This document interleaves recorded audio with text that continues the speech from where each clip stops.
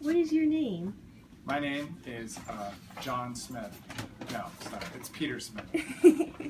And what sport do you coach? I coach men's tennis. I don't know if I have a coach. I'm really bad with like answers for that. I would always say ask my athletes or ask my assistant coach.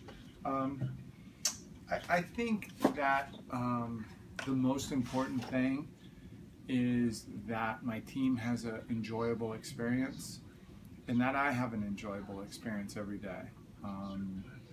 Having said that, I'm extremely intense, so maybe I'm just reminding myself to be chill, but I'd like to say I'm a player's coach. I really love my players. I love being with them, but having said that, I can be very tough on them. I think you can be very demanding without being a jerk. Yeah. So, you know, especially when you're at USC, there's a very high bar already set. When I got here, they had won 15 NCAA championships. No, 16. Yeah, 16 NCAA championships. So, you know, that's the bar. But having said that, I mean, we certainly want to win an NCAA championship, but I don't really focus on winning. I focus on the experience and improving. So we do a lot of different things like the ultimate frisbee, but work very hard. But I've never thought I've gone to work one day in my life. I feel very lucky that I get to go to school every day. So I guess that's it, if we can. Yeah. Ultimate frisbee. I think tennis can be, we kind of get the label of like sissies sometimes, because tennis is a non-contact sport. I mean, it's a very, for those of you who have played, it's a really tough mental sport. But I like ultimate frisbee. Just over the years, I've found we get the least amount of injuries with that. I mean, literally, I've played every sport, baseball, basketball, lots of injuries in basketball, football, but ultimate frisbee, especially with the frisbee, the frisbee glides in the air, so sometimes you have time to like see where you're at spatially and not just run into someone. Yeah, and I think it also teaches teamwork, because tennis is a very individual sport, and it teaches competitiveness, and I try to be the most competitive person on the field and the most vocal. So if I'm winning, I let everybody know that. So we have a lot of fun. Mostly they have a lot of fun trying to beat me.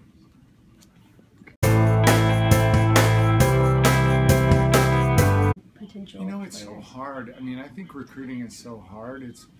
Recruiting can be such a job interview. I think the ability to listen and to work hard.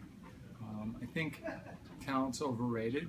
A lot of times the most talented kids really don't want to listen because they've gotten through their whole lives not listening because they're so talented. In my recruiting process, I always ask myself, can I spend 4 years with this person? And if the answer is yes, I mean, look, there's a certain standard you have to be at to go to this university, to play sports at this university.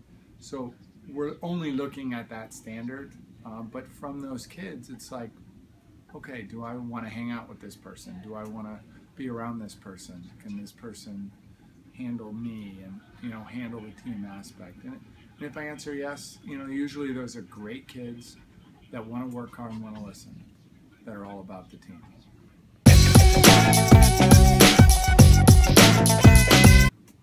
I mean, Wimbledon. I mean, there's nothing comparable to Wimbledon in the world. I just played the qualifying there. So I mean, I've played at US Open too, but there's just something about Wimbledon. I think it's the green grass and the green ivy and the tradition and things like that. It's just special, and everybody knows it. Everybody that's in sports should go to Wimbledon once before they leave this earth. It's really that amazing. Yeah, I mean, for me, becoming a tennis coach, was really, I always say that my career found me. I didn't find my career. I was always a kid that tried to do the right thing, but I was also fairly mischievous as a player. I remember once I sent my coach a pizza at 2:30 in the morning. I don't know why, but he actually thought it was funny. I was out when I shouldn't have been, but you know, I played. I was a good junior, but I certainly wasn't a good enough junior to go to USC. I went to Long Beach State, and we had a good team. We were top 20. But then I finished my 4 years, and I played professionally for a year and a half. And then I lost to a kid that grew up down the street from me, who was 7 years younger than me. So his name was Michael Chang, and he became one of the best players in the world. So it wasn't a bad loss, but when I lost to him, I thought I was the worst player in the world. So I decided it was time to go back to school and do something else. So I went back to school to graduate, and they offered me the head coaching job. And I started coaching, and I really found that it took care of three things that I loved, and I actually didn't know that I loved this stuff. One was helping others. I really enjoy helping other people. Two was building things. I found I really love to build things. So you can build your program, you can build your facility. And the third was just being competitive. It was a great competitive outlet for me. So I fell into it. I knew I loved it right away. And then I've just been coaching ever since. So I never was an assistant. I became a head coach of a pretty good school when I was just turned 23, and here I am at 51, however many years later. So.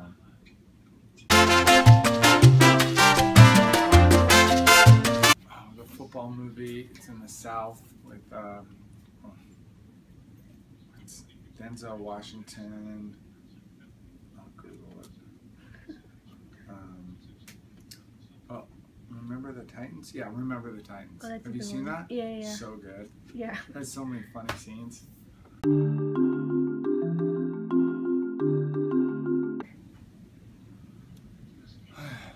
mean, everybody loves Federer and Nadal. I don't know. I mean, Steve Johnson is a pro. He played here. He played for me. I'm very close to him. So I guess any former player that is now a pro. So I got like 3 of them out there trying to, you know, do some good things on the tour. So Stevie just won a big match last night at the US Open, so that was fun. Oh. To watch other than like tennis? College football. Okay. I mean, everyone loves college football. Mm-hmm. I mean, I just love college football. But yeah, I love all sports. You know, swimming. Actually, one sport I really like to watch is women's water polo. To watch girls like be that kind of tough and almost mean to each other, it's pretty interesting. Yeah, yeah. My spirit animal. I don't have one. Floyd. Floyd, are you my spirit animal? Yes, definitely Floyd.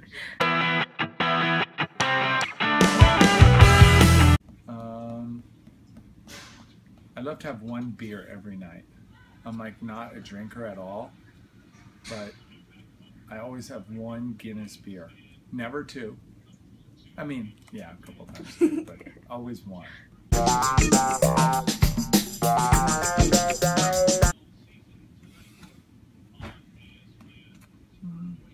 I think I'm pretty good at reading people's minds, but I think I'd like to know that for sure. I'd like to know what, like, sometimes people are thinking, although I really judge myself on character, and I'm total, like, first impression guy. Like, I can, like, not like a recruit, just first impression. I don't like him, I'm not recruiting him, period, done. Yeah, read minds, that'd be cool.